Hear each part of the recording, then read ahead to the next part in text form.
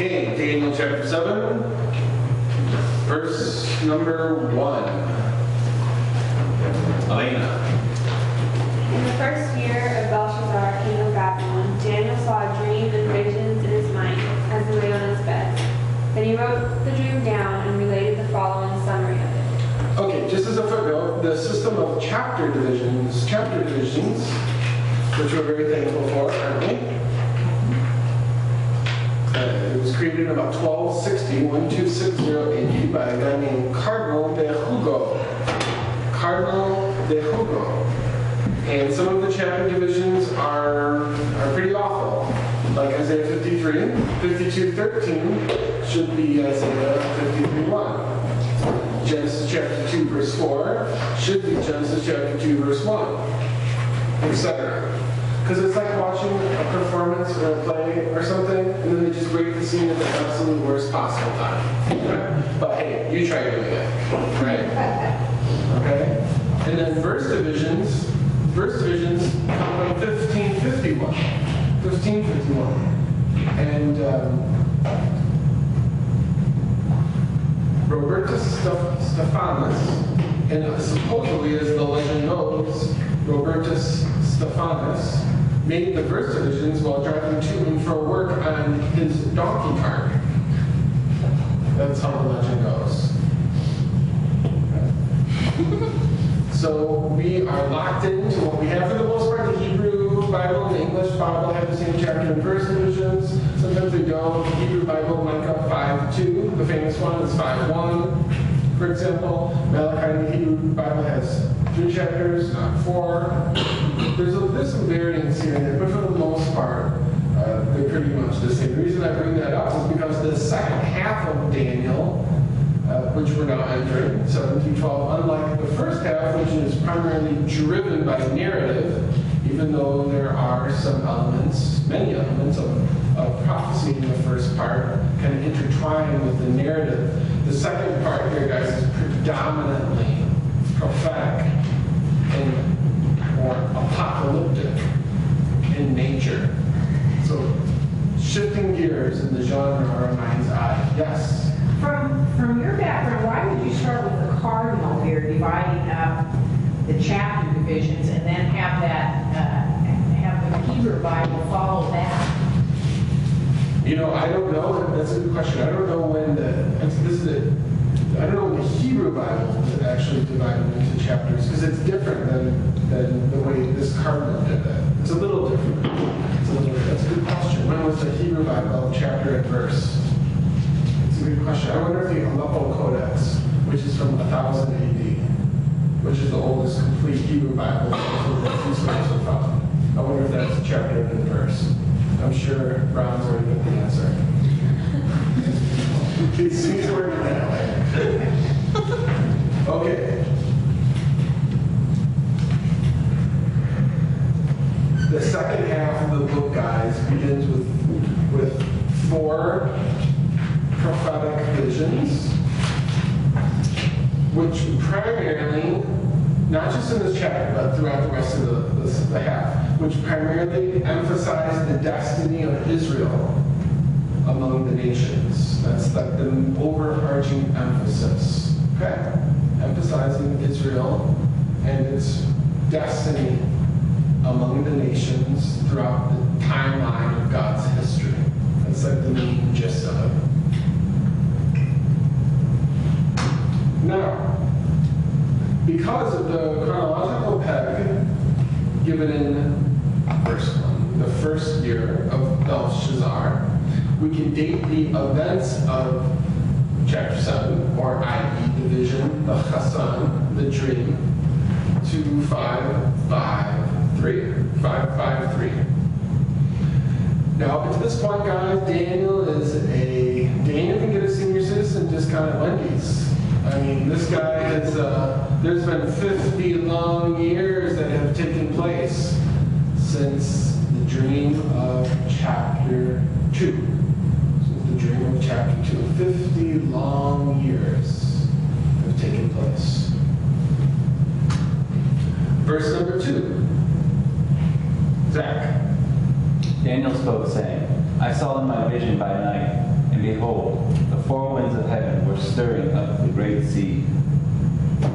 Well, apparently, as soon as he arose, he immediately put pen to paper and wrote down what he saw. You know how it is, like you wake up, not that it's from God necessarily, but you wake up and you have a dream, and then you try and remember it an hour, and it's just gone. It just leaves so quickly. So as soon as he wakes up, it appears at least, it sits down and he puts pen to paper about the chassan, the vision. This is the same word, it's used all over the place. It just kind of means like to see, like the vision of Obadiah, verse 1, right? It's just all very common word, okay? Now, the Aramaic word here, behold, we see in verse number 2. And behold, we see in verse. The word in Hebrew, it's hine, in Aramaic, aru. And this word, guys, is a literary device that is used way over 1,000 times in the scriptures. Okay? And so whenever you read in the Bible and you come across the word behold, it is as if the author is saying, what I'm about to say is really, really, really important, so please pay attention. Like, behold, my servant shall do prudently, he shall be exalted and extolled and be very high. Isaiah 52:13, which should be Isaiah 53:1. Okay, whatever, it's a literary device. Okay? So what we're about to be told is like super duper important. Now, the first thing the prophet records, seeing, are the four winds, or maybe we can call this the 4 points of the compass.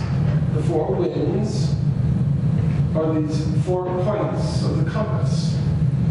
Now, another example of this term being used in the world of the Bible in the ancient Near East, there's a king, an Akkadian king called Sargon, and he ruled right before Abraham was born, guys. So about 2200 BC, Sargon, something like that. This is Sargon of Akkad, A-K-K-A-D. And he, in one of his poems, he's entrusted ownership over, quote unquote, the 4 points, or the 4 corners of the earth. Same kind of idea. The 4 corners of the earth. The length, the width, the breadth, the depth, the height of earth. You get the point. Now, in this verse, it is as if the energy, the power of the cosmos and all that is therein is battling with the sea. Now, we'll unpack the meaning of the sea in a moment, but depending on the context of Scripture, the sea is often described or representative of peoples, nations, languages, and tongues, i.e., Revelation chapter 17, verse, I can't remember what verse it is, but he says, the woman which you saw is that the harlot who sits on the waters. The waters are the peoples, the multitudes, and the nations, and the tongues. And it tells you what the sea is. Okay? But we'll unpack the meaning of the sea in the thought and practice of the author and the original audience soon. But you get the point. This place that represents peoples, multitudes, nations, and tongues is in conflict with above, with the cosmos. Verse 3. Wesley, got that one, please. Yeah. 4 great beasts were coming up from the sea, different from one another. Okay. Now, it does not matter when we're interpreting the scriptures what the sea means to us. You can just throw it out the window. What matters is what the author meant and what the original audience would have understood it to be. To the ancient Hebrews, the sea equaled, and we'll proof text it for lack of a better word soon, disorder, chaos, evil, the abyss, the abode of demons, of devils. I mean, guys, this is the place where those uncircumcised Philistines come from. No Israelite king, except Solomon and Jehoshaphat, ever had any successful maritime adventures. They just didn't go out to the sea. And when they did go out to the sea, like Jonah, it wasn't, things didn't turn out very well. Exactly. Now, to the Hebrews, Isaiah 27:1. The great dragon lives in the sea, and that day the Lord shall punish Leviathan, the piercing serpent, even Leviathan, that crooked serpent, and he shall slay the dragon that is in the sea. What's the address for that? Thanks. It's Isaiah 27:1. 27:1. There's, even in Talmudic literature, there's this idea of when the Messiah returns, that he'll split Leviathan in half, because it talks about this kind of end times person in Habakkuk 3 being split in half, cut right down the middle. And then the Talmud says once the Messiah comes and cuts the Leviathan in half, then they'll take his skin and make his skin into a tent. And it's such a large tent that all the peoples, nations, and languages that are saved, right, can dwell under the safety of the tent. Just the magnitude, the size of evil is kind of summed up. The devil, Satan, whatever, pride, evil, lust, whatever is summed up in the Leviathan who lives, who dwells, who abides in the sea. The wicked, evil people are compared to the sea. In Isaiah 57:20, the wicked are like the troubled sea whose waters cast up mire. Don't worry, it's spelled differently. Good thing. Yes. It's spelled differently. Whose waters cast up mire and dirt. There is no peace, saith the Lord, with the wicked. Just like there's no peace in the sea, it's always turning and moving, and just like wicked people have no peace. How about this one? I mean, there's lots of other ones. When the Lord Jesus crosses the water, he casts the demons out of the maniac from Gadara, and he said to them, go. So they came out and went into the pigs. They can go wherever they want to go. They go into the pigs. And behold, the whole herd rushed down the steep bank into the sea and drowned in the waters. Why did the demon-possessed pigs go into the sea? Because everyone who lives at that time would know that's where they live. There's intertestamental stories of Methuselah. It's bedtime stuff, you know, that he bound the devils and caught them and put them in the sea. Revelation 13:1, which will be paralleling a little bit tonight, this chapter.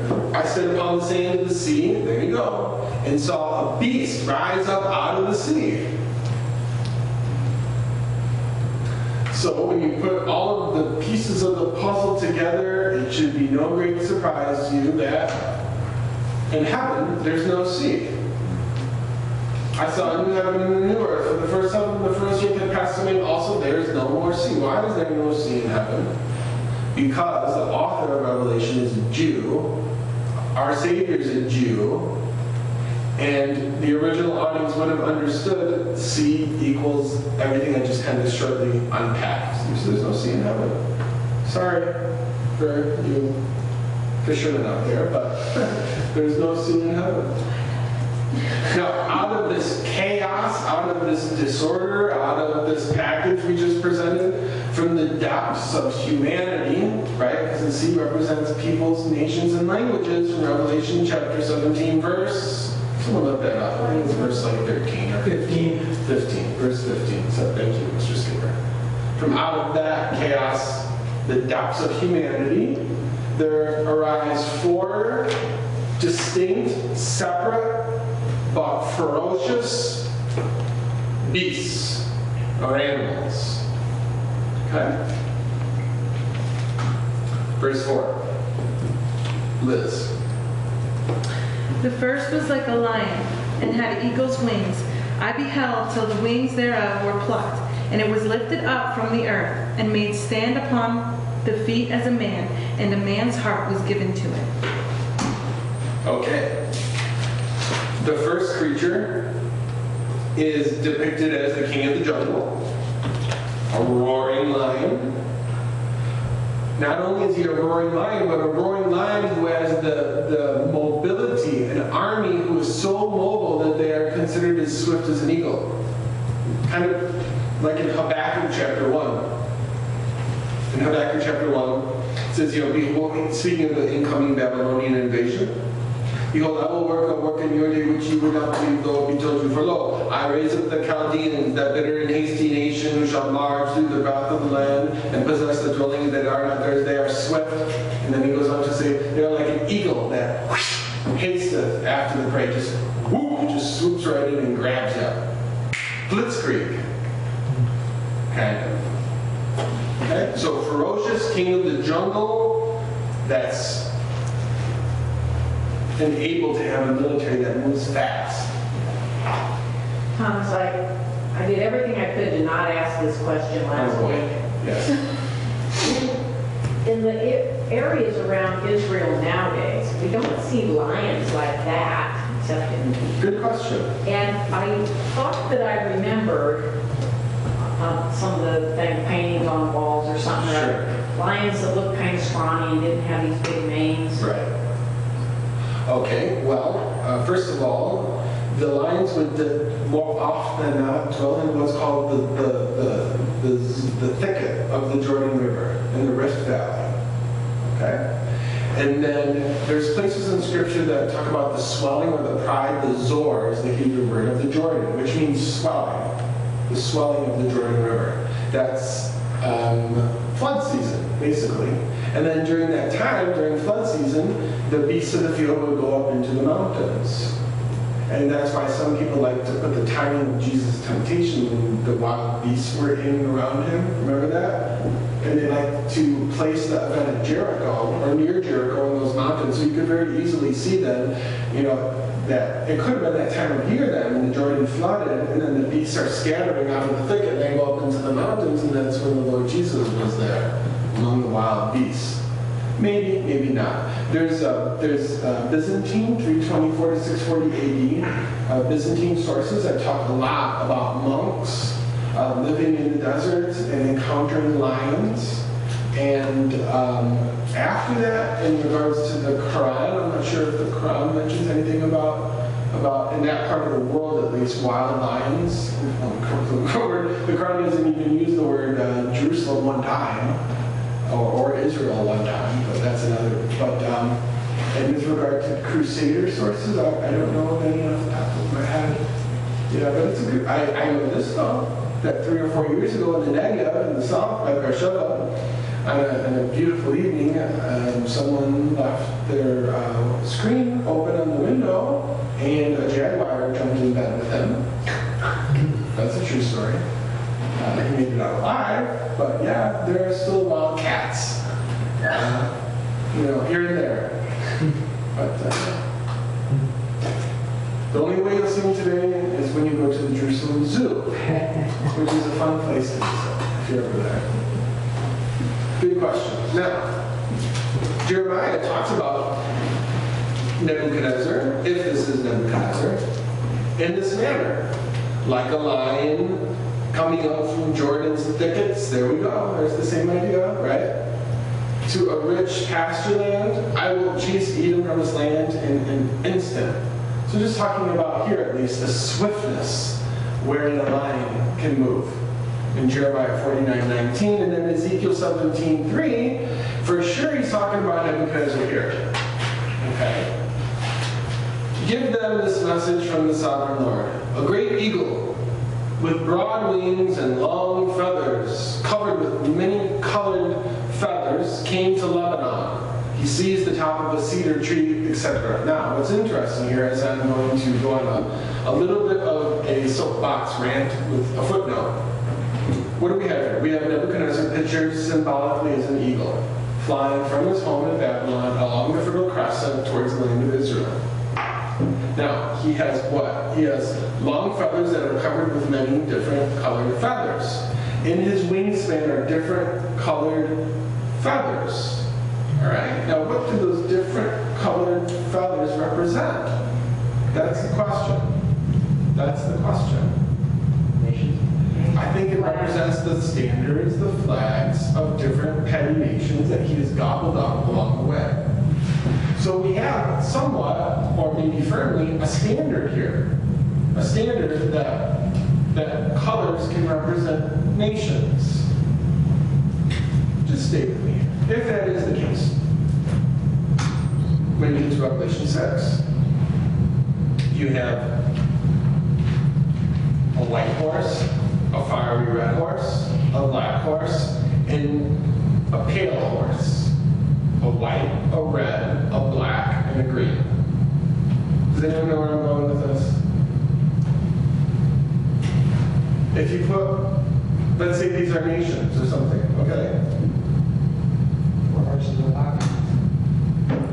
They're all Arab, Islamic fundamental nations who surround Israel. They are. If you are going with this logic that I'm presenting. Maybe. And if you read those or memorize those chapters, everything that those horsemen do, it pretty much sounds like exactly what Islam does. It's an interesting reading.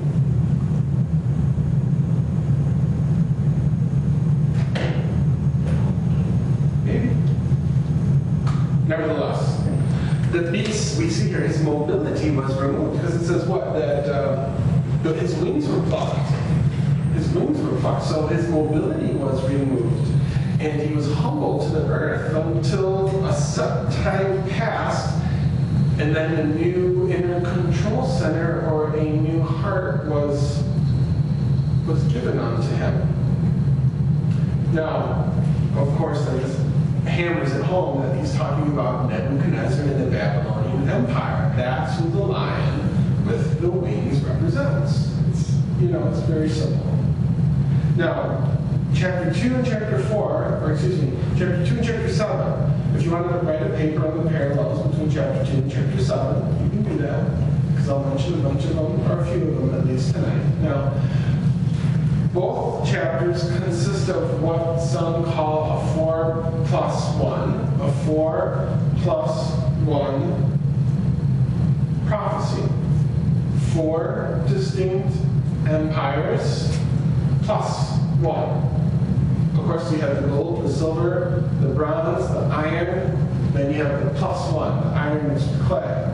Whereas here, you're going to have, we don't want to give too much away, but you're going to have this, and this, and this, and this, but depicted in a way that God looks at it. See, in chapter 2, when God's looking at that statue, or when the 4 plus 1 system is described, it's described in a very pristine, polished, valuable kind of way. It is as if the empires are being viewed to the eyes of man. They're glorious, etc.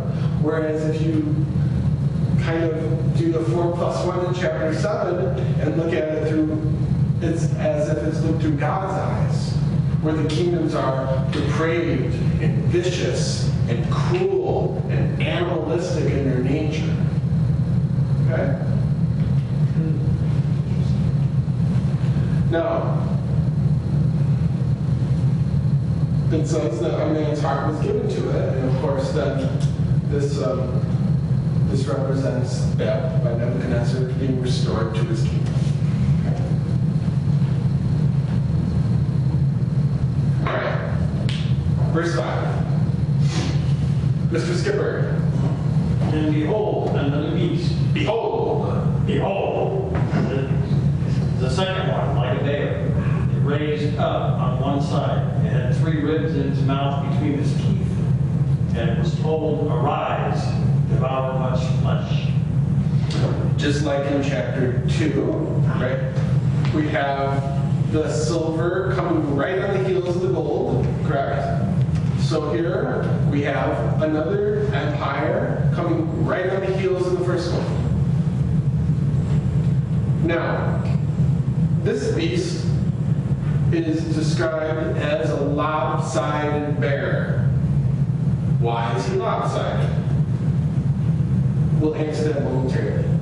He is not as majestic as the lion. He's a bear. And one of the reasons why he's not as majestic as a lion is because one of his shoulders or one of the arms of the beast is given favor or prominence over the other. Okay? Now, as you probably surmised, the raised up side of the Second Empire would be the more powerful, the more influential, the more visible part of the empire, which is obviously the Persians. Okay? Compared to the subordinate Median Empire that derives the Mede. Now, who or what does history tell us are the three ribs in the beast's mouth? Now, these would be three major empires that the bear, the Medo-Persian Empire, gobbled up while expanding its kingdom. Now, these kingdoms were gobbled up under the reign of Cyrus the Great. Okay? And then his son, Cambyses. On the way to their summit, their zenith, their glory days. Now, the first rib, these would be the people of Lydia in Asia Minor, modern-day Turkey. Lydia, and the people, modern-day Turkey, Asia Minor, under King Croesus.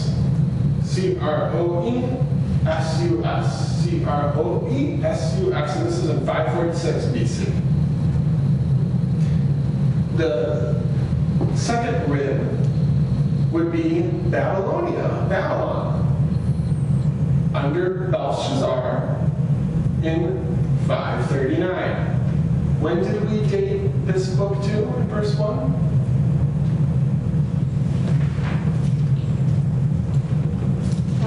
553. 553. So just 14 years after this was written. Okay? And then the third would be Egypt under Psamtik, P-S-A-M-T-I-K, in 525. And there's a picture of the pharaoh. You really got stuff in it. Yeah, Psamtik, P-S-A-M-T-I-K. M or N? M as in Meyer. Psamtik, 525. There he is. And there is a relief of him in the palace of Karnak, or Luxor, or Thebes, or according to the book of Nahum, my 2-year-old, Hosanna, she knows a little bit of how to speak ancient Egyptian. She knows an Egyptian word for city. No! N-O. Like in Habakkuk chapter 3, verse 9, I think it is. It says, "Art thou better than populous No, that was situate amongst the rivers?" He's talking about this place. Thebes is the Greek name for it. Luxor, or Karnak. Okay? And this is an image of that guy, Psamtik, who was the third and final rib at Famous Dave's. Verse 6. Jane. After that I looked, and there before me was another beast, one that looked like a lantern, and on its back it had 4 wings like those of a bird. This beast had 4 heads, and it was given authority to rule. Okay. The third empire, on the heels of the second, just like chapter 2, is described as a swift, it's a leopard, it's the fastest animal in the world, right? a swift and violent beast of prey. A swift and violent beast of prey. A leopard with 4 wings could propel itself in double, triple blitzkrieg style. You thought Babylon was fast. There's a winged lion. Try taking a smaller leopard that's the fastest land animal and put 4 wings on it. And these 4 heads, then, as you could probably fill in the gap, are these distinct divisions of this empire. Distinct divisions of the same empire. Now, in accordance with chapter 2, the 3rd kingdom, of course, is the Greek Empire, whom, upon the death of Alexander the Great in 323,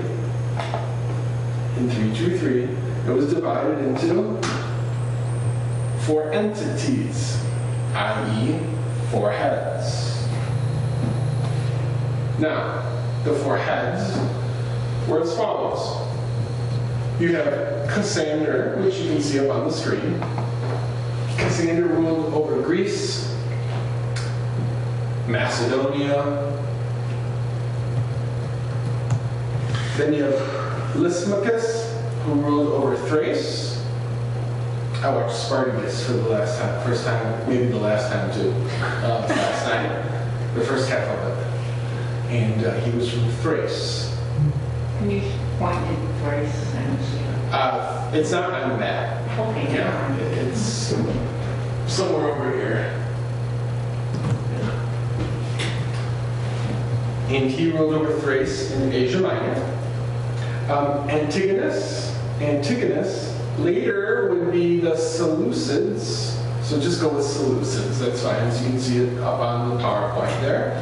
He ruled over Babylon, as you can see he has the largest allotment, Babylon, Iraq, modern-day Iraq, Iran, Syria, etc. The greater part of the Fertile Crescent.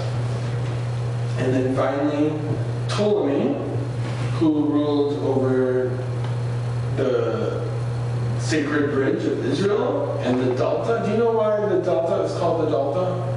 I never knew why the Nile Delta was called the Delta. What's the 4th, what? Makes a delta shape. Yeah, an upside down delta shape. You see right there on the map, an upside down delta. Duh, now I get it. And some things are just so right there that they just kind of, they're so simple, they just go right over your head. Now, if the point is Nebuchadnezzar conquered quickly with 2 wings, Alexander's empire would exceed him doubly. Which it did. Verse 7. Kathy.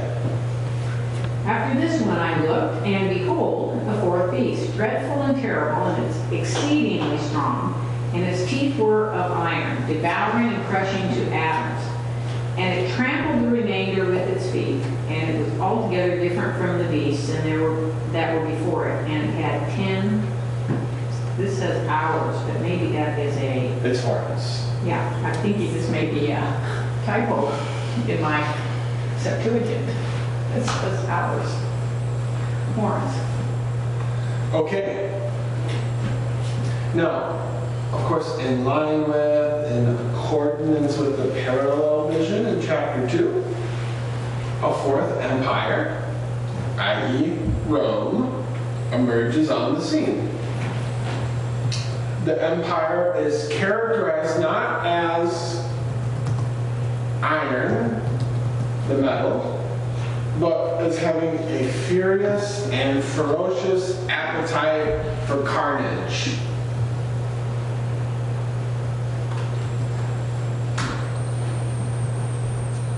The beast is described as being different or diverse from all others before him, likely among other things due to the enormous size of this beast's form of government. There you go. Rome ruled the world, or the known world at least at that time. Now, Dana can hardly find the words here, guys, to describe the beast, It's kind of like, in Revelation 21 and 22, when John sees heaven, all he can tell you is what it's not, for the most part. There's no sea, there's no sickness, there's no death, there's no crime, there's no sun, there's no moon, everything's in the negative.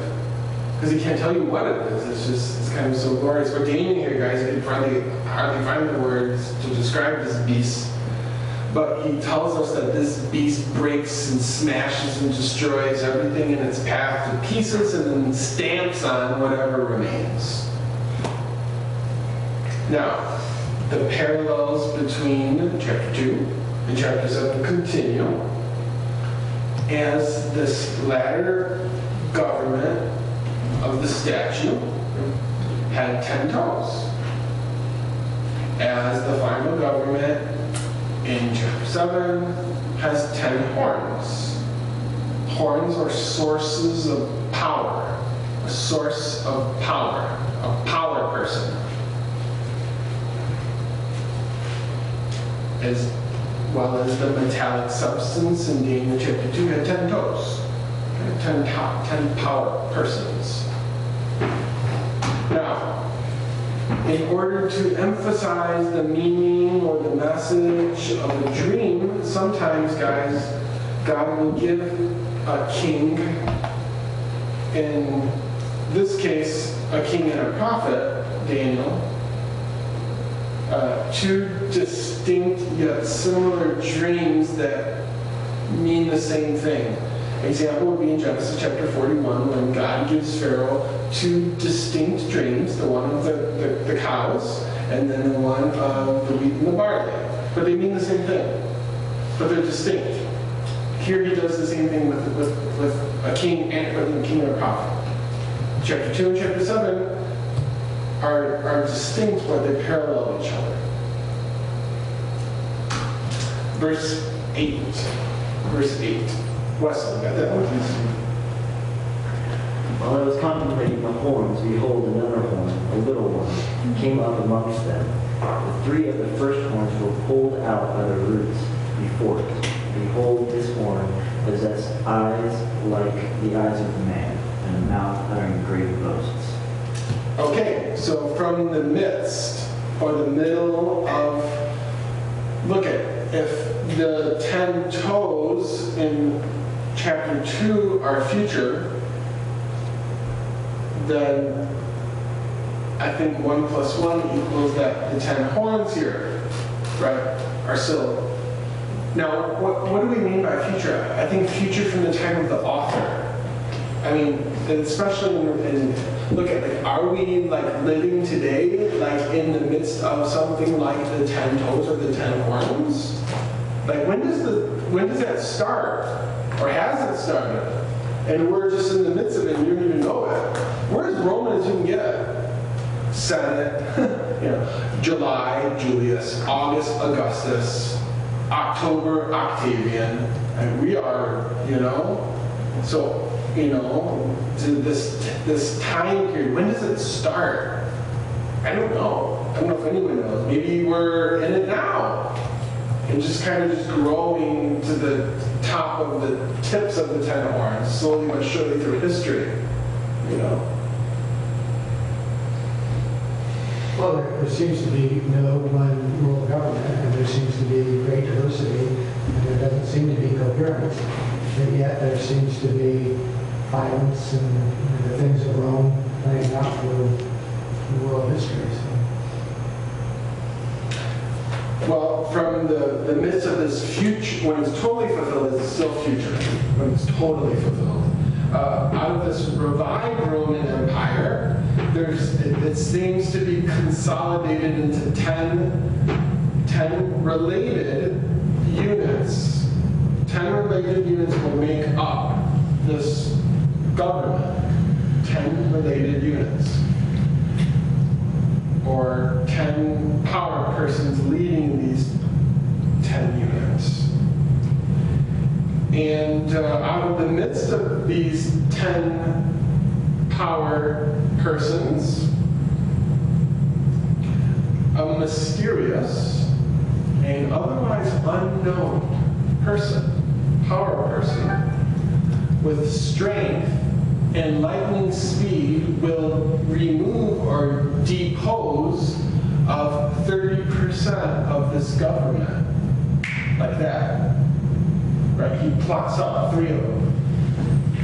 It is not one of the original 10. That is out of the original 10. It is one of the original 10. Out of the original 10 power sources, governments, presidents, whatever term you want to use, this power grab happens where this mysterious person just comes on the scene out of almost nowhere and swipes up 30% or 3/10 of this of the government.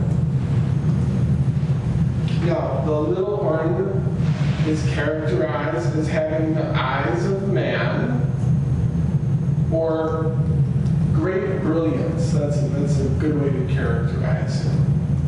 And he speaks with great power, but with very negative influences. Despite his little size, he overwhelms 3/10 of this form of government and rises to the cream of the crop. And there's no length of his rule given here. Now, is this an individual? Is this a nation? Is this? I think we'll try to unpack that as we go. Now,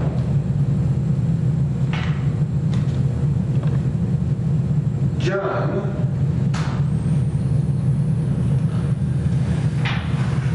in 13:1, he describes this final form of world government, whatever that may be. He describes it as a combination of all of the 4 previously mentioned beasts from Daniel 7.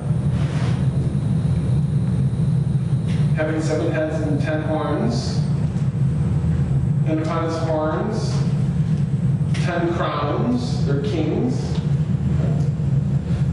in Revelation 13:1.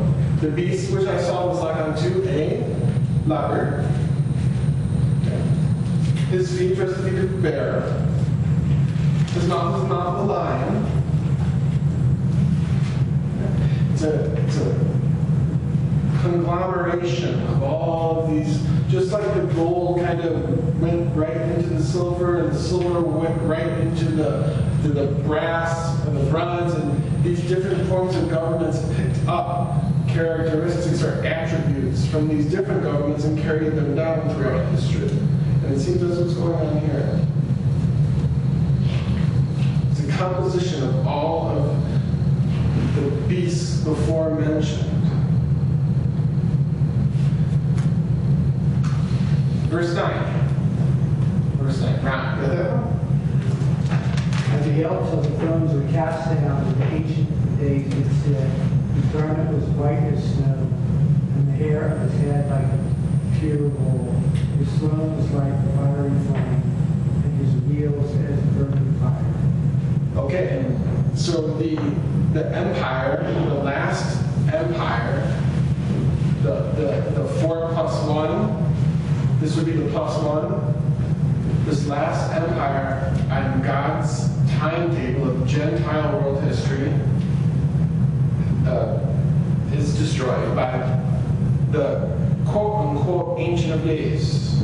And this term for the God of Israel is only used in the book of Daniel, which is kind of interesting. The term, at least in King James, cast down, I beheld till the thrones were cast down, and the Ancient of Days it said. Now that term, cast down, can instead probably be translated to be placed or to be set up. That's how the NASB translates it, which is probably a better translation because it fits nicely with the parallel account in chapter 2, where the 10 toes are obliterated and then replaced by the future theocratic kingdom of God. They're replaced. Okay? So I beheld to the thrones, the horns of the beast. I beheld till they were replaced or cast down. Okay? Which fits. The word can work and it fits nicer than the parallel account of chapter 2. Okay, these thrones to be set up can possibly be the thrones upon which the disciples were arguing who's going to sit on. Remember the mother of the sons of Zebedee said, grant that one of these two sons of mine may sit at your right hand and another at your left hand in your kingdom. Maybe these are the thrones that are going to be set up, right, to administer and to govern God's will on earth after this 4th plus 1 evil empire comes. Okay? Or maybe it's the throne set upon by saints. 1 Corinthians 6:2. Don't you realize that someday that you believers are going to judge the world? And since you're going to judge the world, can't you decide even these little things among yourselves? And he goes on to say in verse 3, know you not that you shall judge angels? So the idea that you're sitting on thrones judging, believers are, and down the road. Right? Maybe these are the thrones that will be set up in place of the 4 plus 1.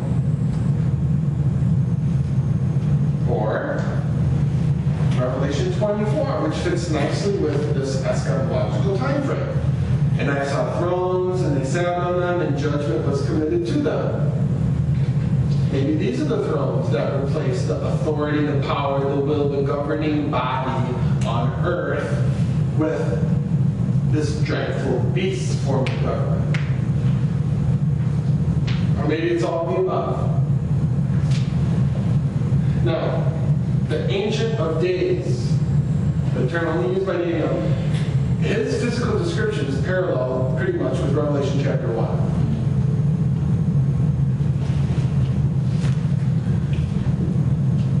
And we'll talk about that more as we go. Finally, ancient Near East. What is this wheel? This is about wheels on the throne. Is that what your translation say?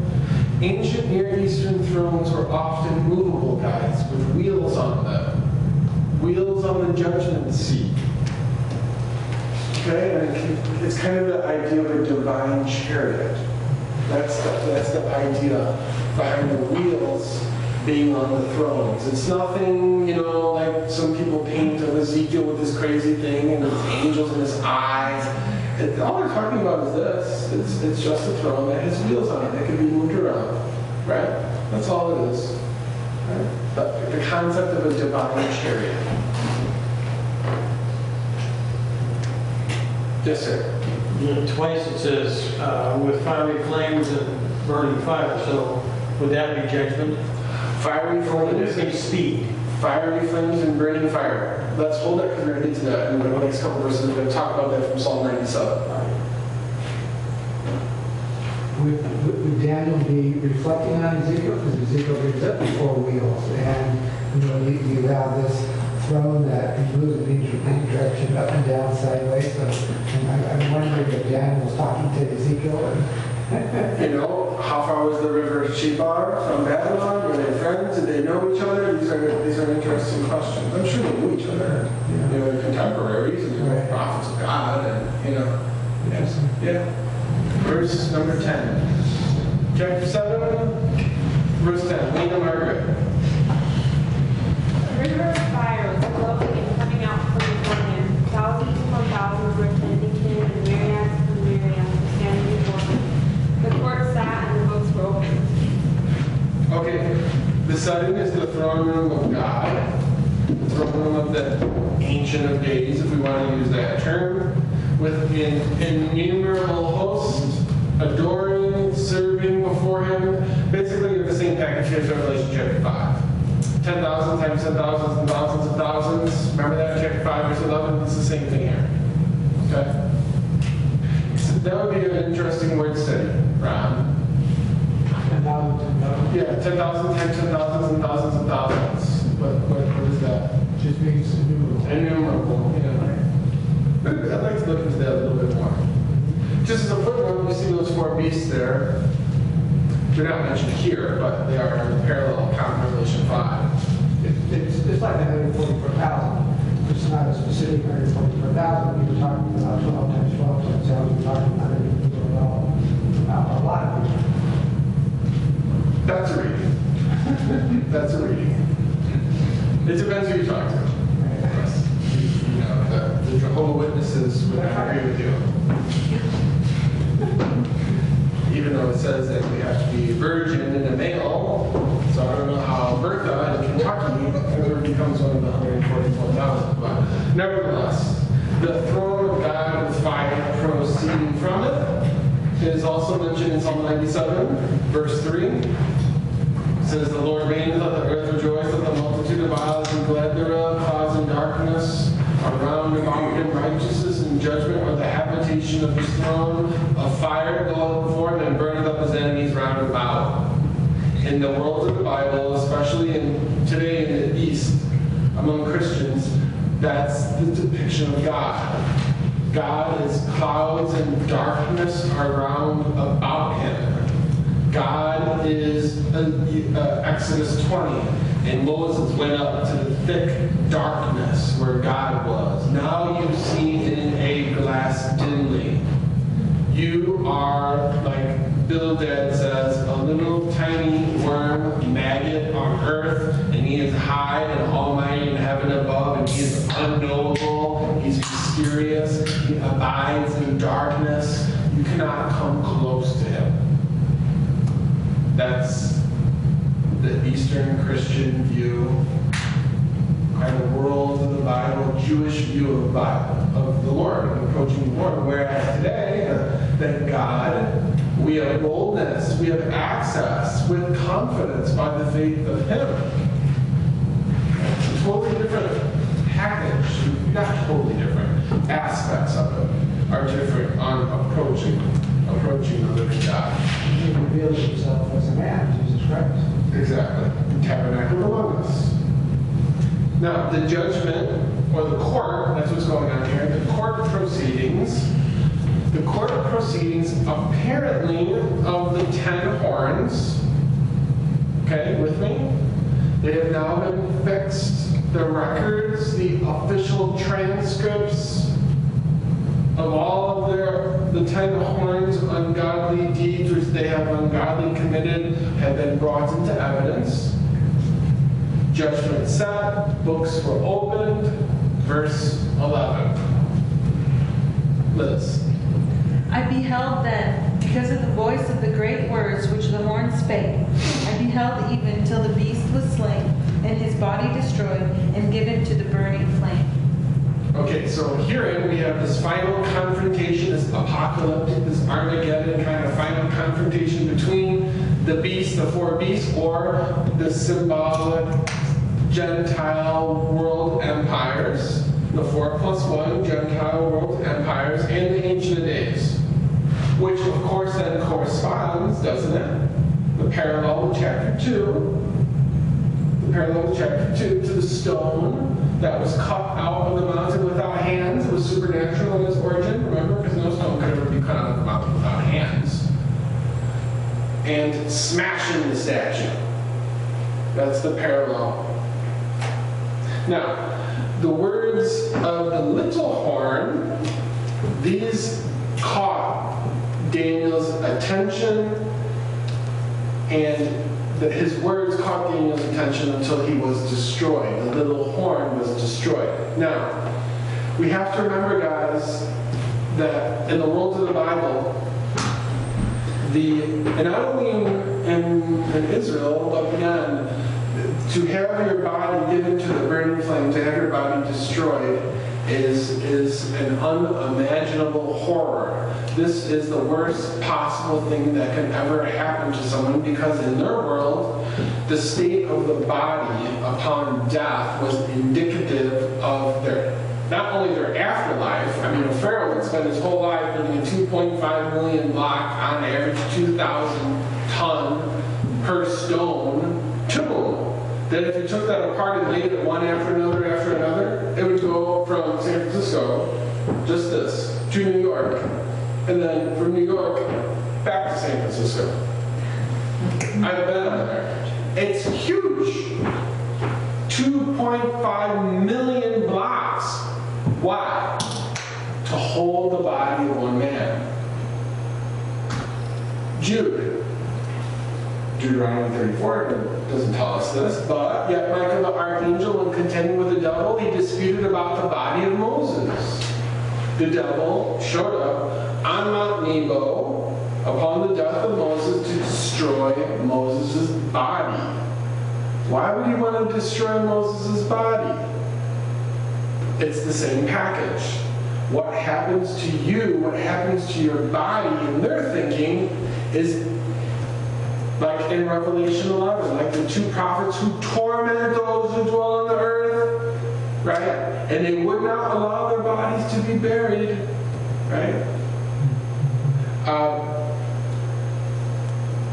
Even Jezebel, when Jehu comes in to eat and he hears of her aftermath, he says, "Go see on this cursed woman and bury her, for she's a king's daughter." Right? We're going to give her at least we're going to bury her skull and her heads and her hands in the palm of her feet.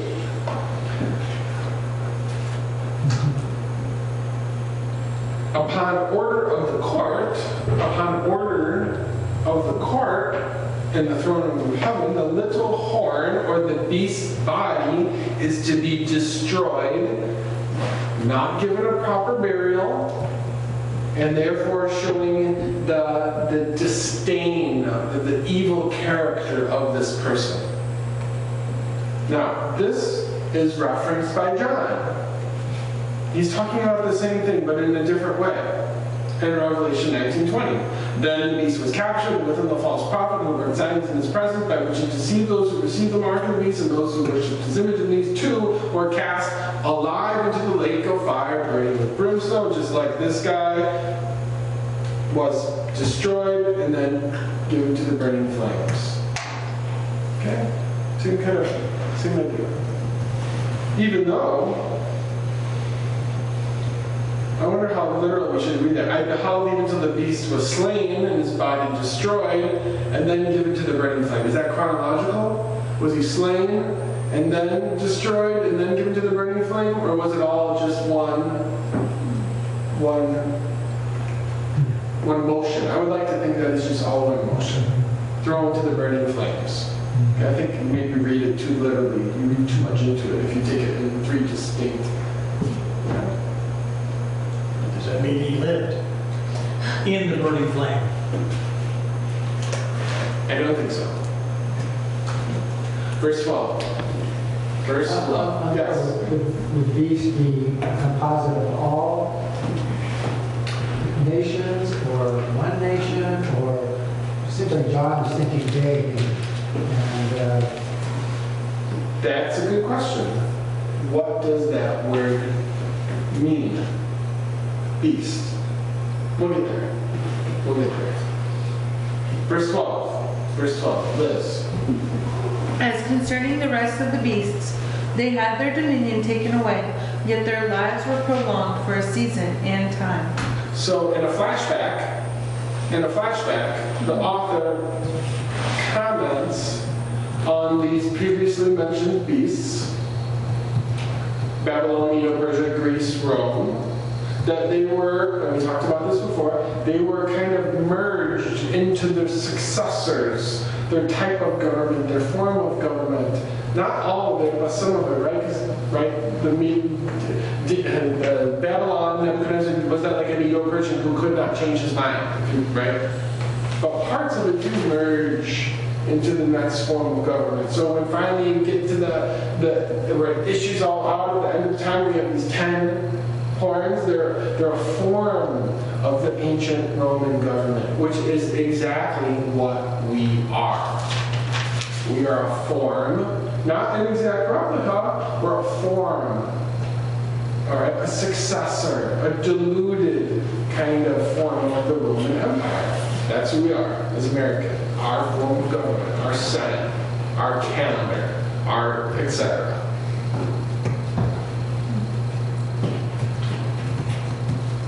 The fate of the last kingdom we see here, which is the culmination of all of the four. This is the 4+1 previous Gentile world powers. This future diluted, revived Roman Empire will be totally obliterated, just like the stone that was cut out without hands totally obliterated the 10 toes of the future Roman Empire. Verse 13. Verse 13. Zach. I was watching in the night vision, and behold, one like the Son of Man, coming with the clouds of heaven. He came to the Ancient of Days, and they brought him near before him. The coming of the Son of Man corresponds to the stone coming to crush the stone's feet. Now, the scriptures, guys, that often portray or picture God coming in judgment with the clouds of heaven. Nahum, chapter 1, verse 3. In the clouds of the dust of his feet. It's the picture of God coming in to judge on the clouds, like Matthew 24:30. Then will appear the sign of the Son of Man in heaven, and then all the people of the earth will mourn when they see the Son of Man coming on the clouds of heaven with power of great glory, riding in the clouds into battle. And then, behold, he's coming with clouds. By the way, if anyone wants to, Sunday morning at 8:30 and 10:30, I'm going to be quoting the book of Revelation from memory, with a bunch of energy drinks in between those two, probably. At Victory, is that the name of it? Victory Fellowship? Oh, Valley Christian? Valley Christian. Valley Christian.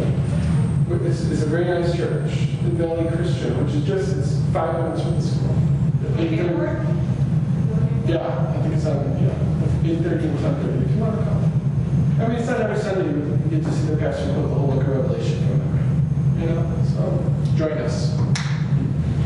Nevertheless, in good, ancient Near Eastern fashion, the divine warrior is formally escorted to the throne by those ministering and surrounding to him, like we see in this Assyrian image here. Same kind of idea. Now, the term Son of Man, of course, emphasizes his recognition, his total recognition of being a member of mankind. He's a man. He's the Son of Man. So whoever this Son of Man is, he's associating himself with mankind. We'll unpack that a little bit later. The term was used, of course, most frequently by Jesus speaking of himself, Son of Man. He used it of himself over 30 times.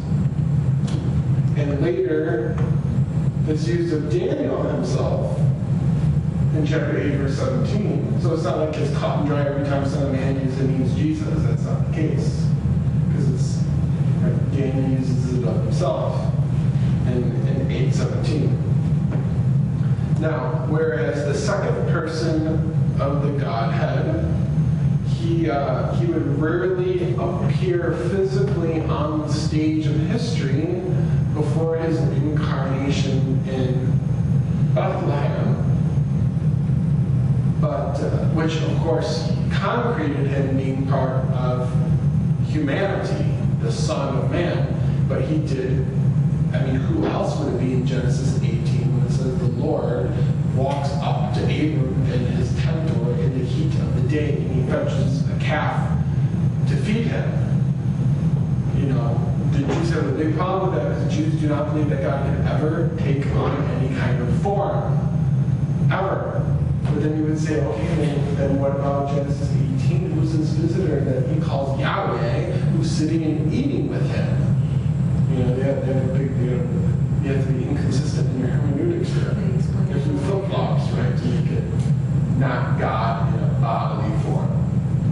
But that's what we have here. We have one like the Son of Man coming with the clouds of heaven. And you just put all the pieces together, and it seems to be the Lord Jesus. And Jesus, and Christ seemed to be very specific in Luke 22. He said that from now on, the Son of Man will be seated at the right hand of the power of God. Perfect. Seems to be pretty specific that he's that person in the heaven and stuff. Very good. Verse 14. Verse 14. Kathy. And there was given him dominion and glory and a kingdom, that all people, nations, and languages should serve him. His dominion is an everlasting dominion which shall not pass away, and his kingdom that which shall not be destroyed. So it seems, and we'll get to it momentarily because there's some confusion here. We'll just go with this right now. The Ancient of Days apparently bestows upon the Son of Man the nations for his inheritance, like Psalm 2. Right? They would say that this is a fulfillment of Psalm 2. Ask of me, and I will give you the heathen for thy inheritance, and the uttermost parts of the earth for thy possession. A command is given then that all the inhabitants of the earth, all of them, are to worship the Son of Man upon his birthright to rule the kingdom. Kiss the Son, i.e. all you inhabitants of the earth, lest he be angry and you perish from the way when his wrath is kindled but a little. Now, unlike the temporary Gentile 4+1 world powers, the kingdom of the Son of Man is eternal at the end of verse 14. His kingdom, that which shall not be destroyed. The kingdom of the Son of Man comes after the 4+1.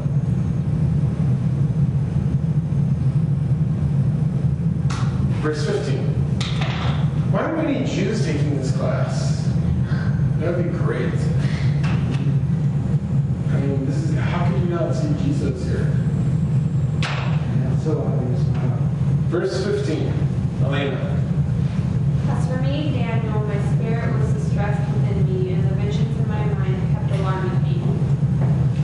Upon receiving this revelation, the prophet was troubled, to say the least, just like Jeremiah was in 4:19.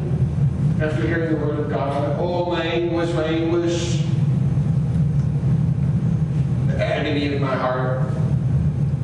And just like Ezekiel 3:15, he came to the colony of the Judeans, the exiles in Tel Aviv. Yes, that is the word Tel Aviv in Ezekiel 3:15. Besides the Kebar River, I was overwhelmed, right, receiving this revelation. Kind of the same idea.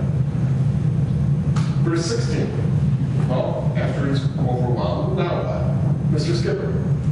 And he approached one of those who stood there and asked him the truth concerning all this.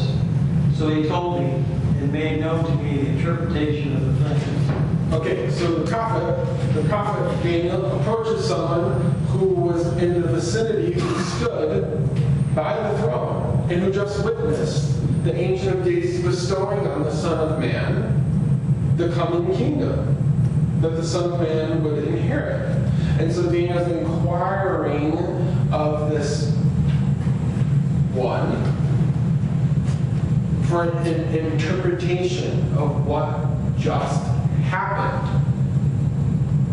Daniel's request, as we shall see, was granted, and even further revelation would now be disclosed to him by this person that witnessed the Ancient of Days bestowing on the Son of Man this kingdom. Yes? Does that mean he went into his dream? Say it again? Does that mean Daniel went into his dream? Who was he going to ask of?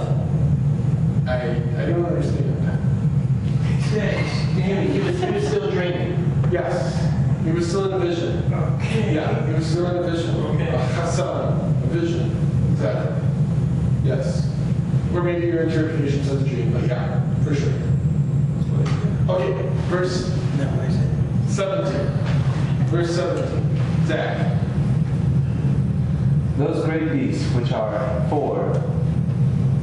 four kings which arise out of the earth. Okay, so the fact that these beasts come out of the earth, or before the sea, emphasizes their humanity, which would then contrast them with the divinity of the Son of Man, and the Son of Man's kingdom, whose kingdom comes from heaven. The imagery of a beast or a Gentile world power arising out of the earth. This is in Revelation 13:11. And I saw another beast coming up out of the earth, and he had two horns like a lamb, and he spake as a dragon, and he exercises all the power of the first beast before him, etc. I'm not sure who that is, or if anybody knows who that is, but you have another version of this idea of the humanity of the nature of the empire, right? Because it comes out of the earth, it's human, compared to the Son of Man, who's celestial. Verse 18, Wesley. But the saints of the highest one will receive the kingdom and possess the kingdom forever, for all ages to come. Okay, so those who are the saints, or the holy ones, or the set apart ones, whoever they are, and we'll hopefully unpack that, they are going to receive, not the words cabal, not take. King James says take. But the saints of the Most High shall take the kingdom. They're not taking it from anyone. The word is receive. They're receiving the kingdom from the Son of Man when he comes to establish his dominion. Like Zechariah 14:5. And the Lord my God shall come, and all the saints with thee. This is after, and his verse 4, verse 1. Verse 1. For behold, the day of the Lord cometh, and thy spoil, Jerusalem, shall be divided in the midst of thee. For I will gather all nations against Jerusalem to battle. The city shall be taken, the houses rifled, and the women ravished. And half of the city shall go forth into captivity, and the residue of the people shall not be cut off from the city. Then shall the Lord go forth and fight against those nations as when he fought in the day of battle. And his foot shall stand in that day upon the Mount of Olives, which is before Jerusalem on the east, the second coming. And the Mount of Olives shall cleave in the midst of it towards the east and towards the west, so it shall be a very great valley. Half of the mountain shall move towards the north, half of it towards the south, and shall flee to the valley of Azal. And then he goes on to say, that's when the Lord my God will come, and all the saints with you. This is the saints of the Most High who are going to receive the kingdom and possess the kingdom forever and ever. This is the same thing. Just like in Jude 1:14. In Jude 1:14, quoting Enoch. Enoch says the same thing. And Enoch, also the seventh of Adam, prophesied of these, saying, behold, the Lord cometh with 10,000 of his saints, to execute judgment upon all, to convict all that are ungodly among them of all their ungodly deeds, etc. Just like Revelation 19:4. And the armies of heaven, clothed in fine linen, white and clean, fall upon white horses. Now, is he talking about angels here in Zechariah? I mean, is he talking about people who are in heaven, who are now having a changed body, who are coming back with Christ to reign on earth? That's a reading. Another reading is it's just angels. Another reading is both. It's the holy ones, the set apart. What does that mean? The saints, it says the saints of the Most High. You'd have to do a search and say, are angels ever called saints? And if angels are never, which I think they are, called saints, then it can't be angels. It has to be people from heaven who are coming down with him.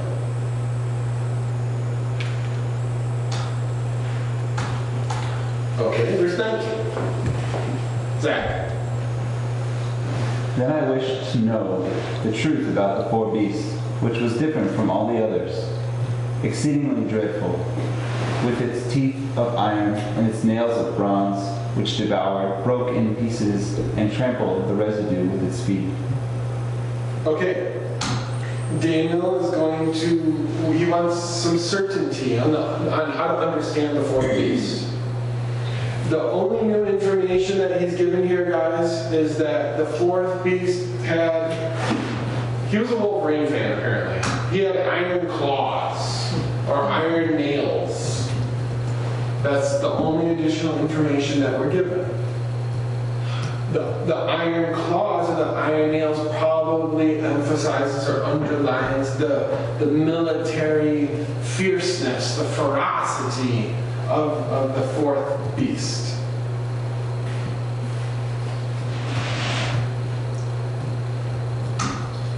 Verse 20, Liz.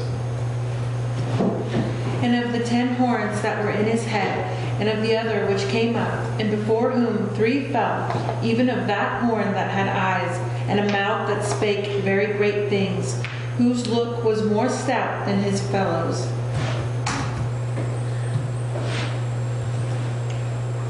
Just like the previous verse, the exact same description was already given in verse number 8. But we do have a new element here. And it is that, ironically, the little horns look is rough. The little is great. The little horns look is great. Or larger in appearance than the other horns and the other kings. His form of government, his form of speech, his form of rule, his form, whatever, right? It's perceived as being greater, it's raw, it's high, larger in appearance than all the other horns. Could the little horn really mean the last horn, since everything else is greater? I mean, I think I've always thought little in size, but perhaps since this says it's greater, is it little horn because it was the last one coming out? Well, I'm not sure how to answer it, but we do know that there's still 7 other horns ruling, don't we? Because the 3 fall. Verse 21. Elena. I kept looking, and that horn was waging war with the saints and overpowering them. That is to say, despite his original appearance on the world scene as being little, on the political scene, he really quickly rises through the ranks, and he becomes the dominating ruler of the 4th and final empire, crushing all of his adversaries. The revived Roman Empire is taken over by this little horn who just kind of comes out of nowhere and prevails against the saints. He prevails against the saints. Just like the early Roman Empire prevailed against the saints. Same package. Because it's Rome. Verse 22. Liz. Until the Ancient of Days came, and judgment was given to the saints of the Most High, and the time came that the saints possessed the kingdom. Okay. In Revelation 13:7, it references the previous verse. Now, in the previous verse it says, I beheld the same horn made war with the saints and prevailed against them. The little horn is making war against believers and prevailing upon them. Just like in Revelation 13:7. And it was given unto him to make war with the saints and to overcome them, and power was given unto him over all kindreds, all tongues, all nations. This pinpoints these events that we're reading about here to taking place 42 months before the coming of the Son of Man in Revelation chapter 13. So So what's going on here in Daniel chapter 7, verse 21, 22 is taking place in what we call the Great Tribulation, the second half of the tribulation, 42-month period.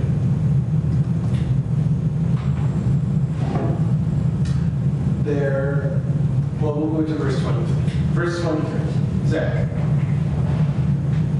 Thus he said, the fourth beast shall be a fourth kingdom on earth, which shall be different from all the other kingdoms, and shall devour the whole earth, trample it, and break it into pieces.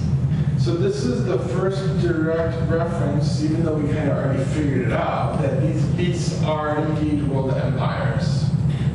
There's another link between chapter 2, if you're writing a paper on that, is both of the fourth installments of the Gentile world powers. They're both called the fourth kingdom, chapter 2 and in chapter 7, the fourth kingdom. The fourth kingdom here is distinguished from all others as being different or altered, and it is for the worst, likely because it is the only kingdom mentioned that breaks, that eats the earth to pieces. And it will be so bad during this time that Jesus said, if those days had not been cut short, no one would survive. But for the sake of elect, those days will be shortened.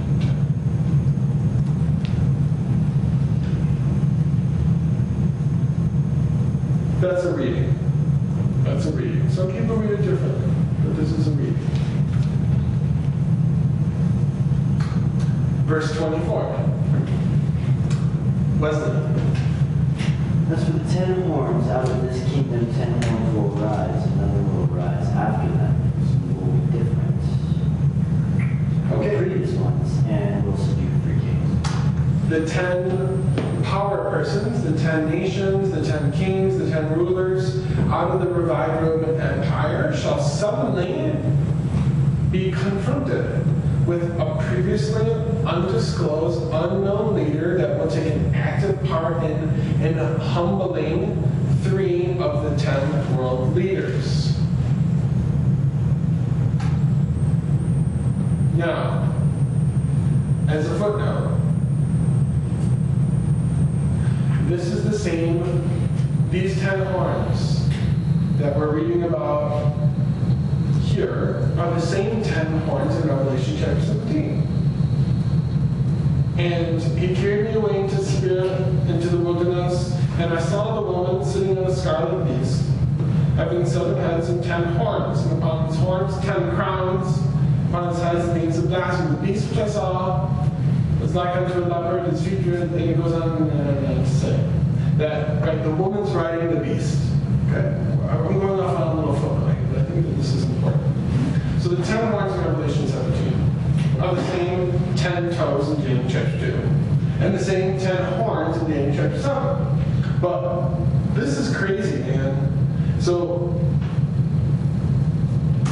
the official statue of the European Union is a woman riding a beast.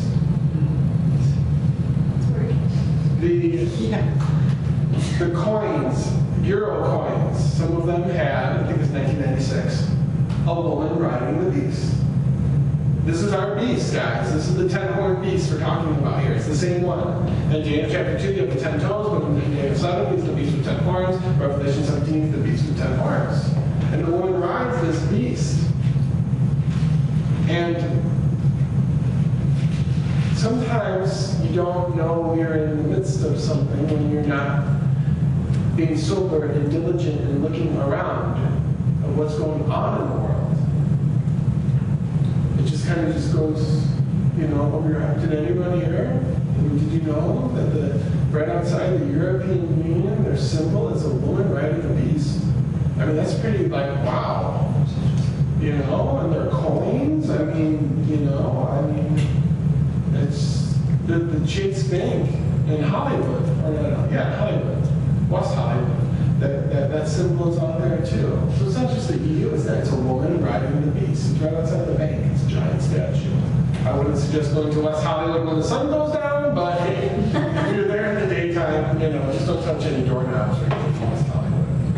Or make eye contact with anyone over the age of 18. But that's a different number. This is the same thing. The 10 horns which you saw, right?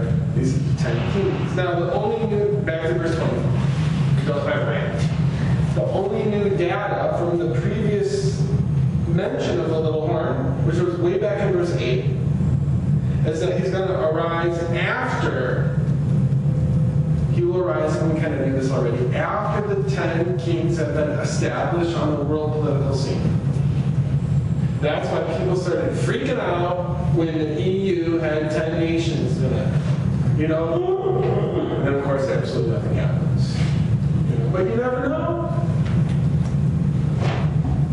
Well, sometimes Daniel's speaking about universal concepts that then touch down at various points in the world history. So why can't we not say that that may be a specific cause, but it may represent symbolically? You may say similar things about Hitler or Matt or going back, or it touches down in certain areas where we can say, Daniel's important for me in this time because there's a lot of symbolism that weighs now. And maybe that's with the 10 horns. It's like, are we in part of one of these 10 horns right now?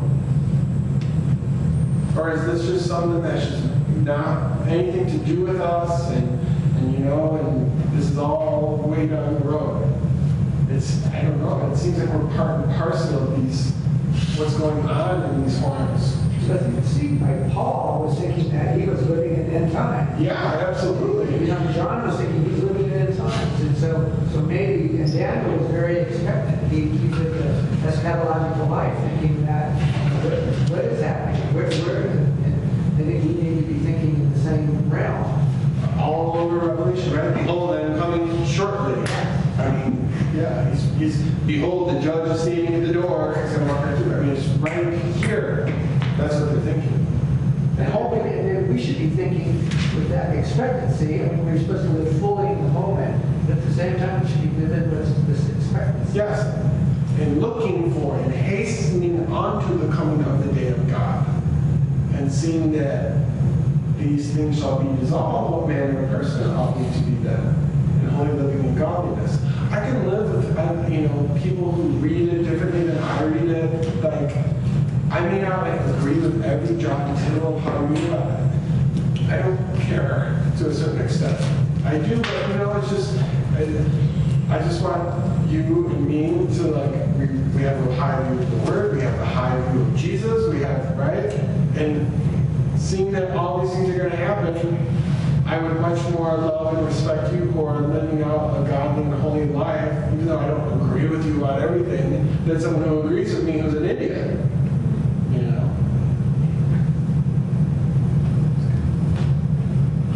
Verse 25. Zach.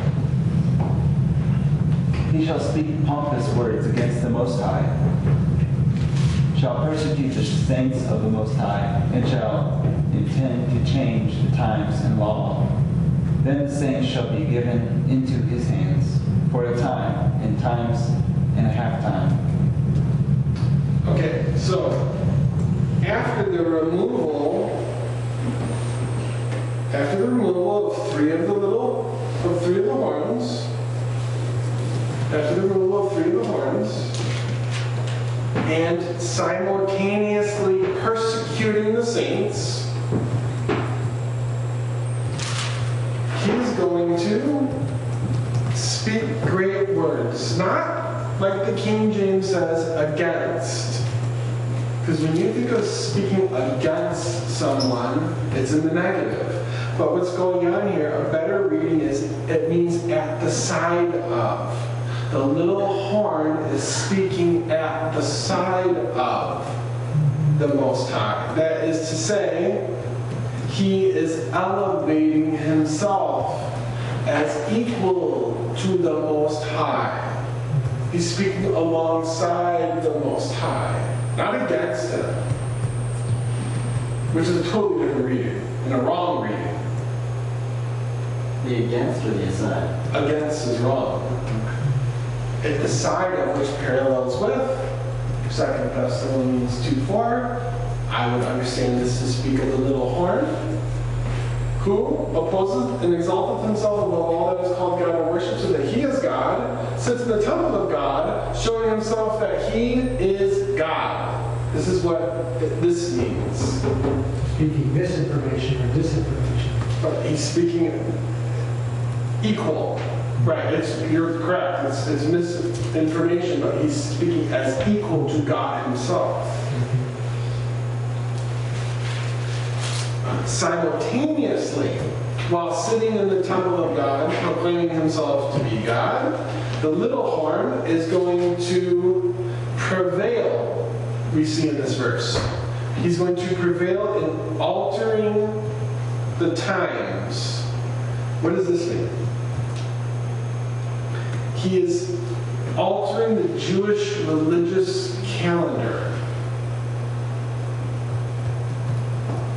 Times, or set times, are mentioned many, many times, and more often than not, they denote important events in the Hebrew calendar.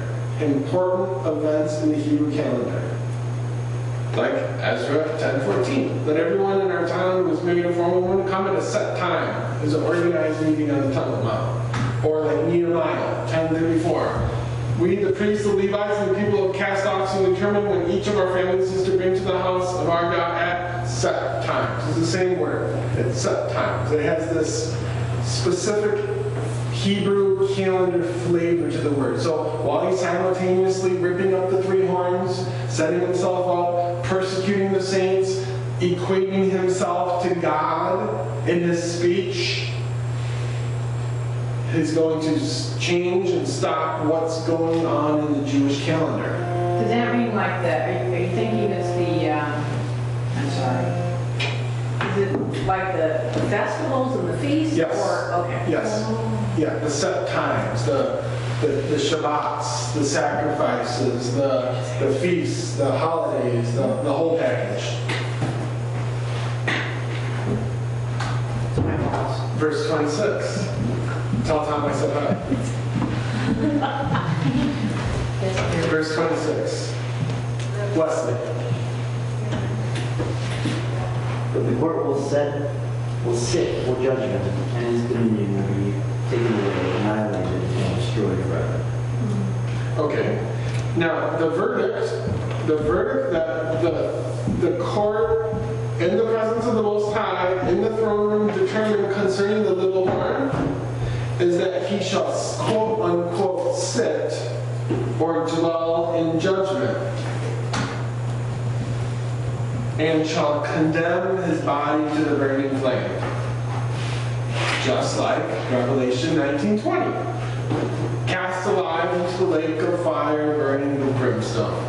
The destruction of the stone smashing the statue parallels the destruction of the little horn in the last empire that he rules. And then 2 more verses. Did you have any thoughts on the final times and half the time? 25? And the times and half a time of 25.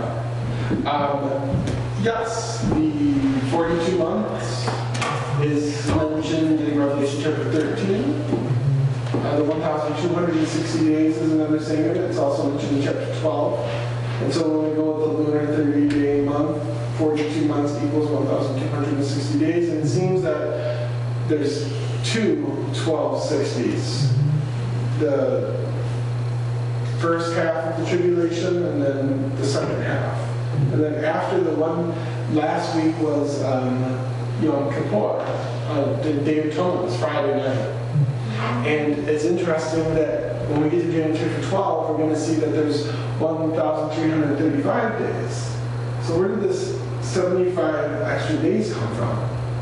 You know, from 1260, right, to 1335.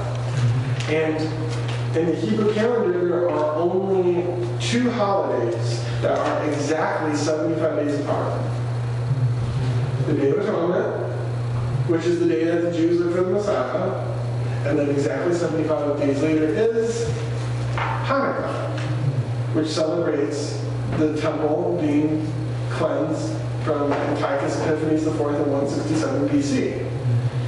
And that fits very nicely with our chronology or a reading of the second coming, where he comes back on the second 1,260th day, the 42 months, then the 42 months, the 7-year tribulation, and then he comes back on that second 1,260 days, Zechariah 14:4. Then you have 75 extra days, Day of Atonement, Hanukkah. And then he would come, and during that 75-day period, a reading is then that he cleans the temple that the beast in Revelation 15 defiles.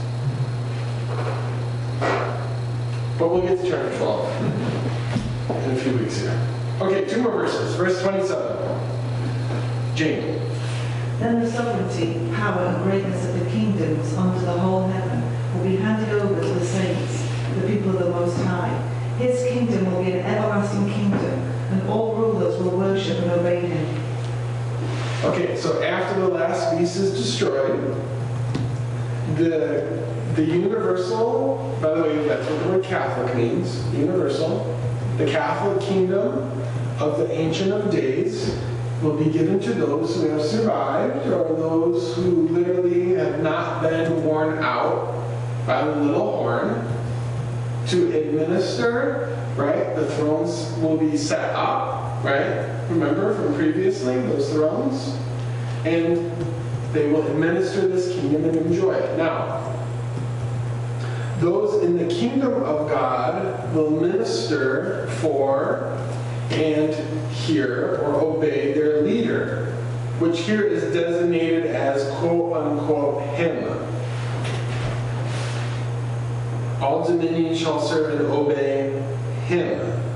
Now, the him, quote-unquote, mentioned here can be none other than the previously mentioned Son of Man, who has been given the kingdom, as we just read a few verses earlier, i.e. Psalm 2, by the Ancient of Days.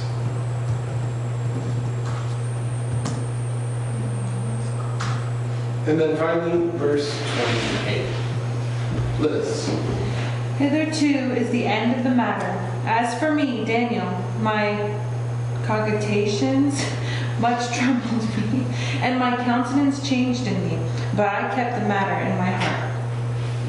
Okay, now the vision has ceased, and even though it has ceased, Daniel's thoughts troubled him so much that he decided later, like Mary in Luke 2:19, to keep these things about the coming of the Son of Man in her heart to herself. Luke 2:19, but Mary treasured all these things, pondering them, thinking about what Simeon just told me, and Anna just told me in her heart. But there came a point in time where Daniel did write the book, just like there came a time where Mary told Luke what had happened.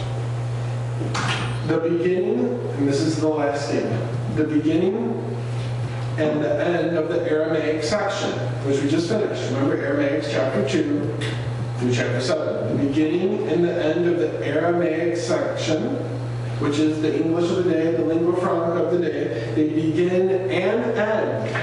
The Aramaic section begins and the Aramaic section ends with 2 different perspectives of the 4+1 great Gentile world empire that will rule the earth until the coming of the Son of Man. Period.